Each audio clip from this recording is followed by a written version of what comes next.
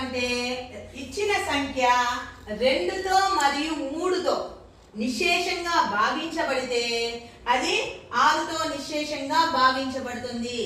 2తోనూ పోవాలి, 3తోనూ పోవాలి. 3తోనూ నిశేషంగా భాగించబడాలి, అప్పుడుగా 6తో భాగించబడుతుంది. ఉదాహరణకు ఇదెంత 2తో భాగించబడుతుందా లేదా చూడాలంటే ఏం చేయాలి?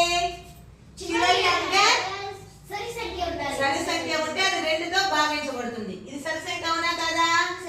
కాబట్టి 2తో భాగించబడుతుంది. మరి 3తో భాగించబడుతుందా లేదా చూడాలంటే ఏం చేయాలి? ఇచ్చిన సంఖ్య యొక్క అంకమూలం కనుక్కోవాలి. ఇచ్చిన సంఖ్య అంకమూలము 3 గాని 6 గాని 9 గాని ఉంటే అది 3తో నిశేషంగా భాగించబడుతుంది. మరి దీని అంకమూలం చూస్తామా? 6 3 ఎంత? 9. 9 0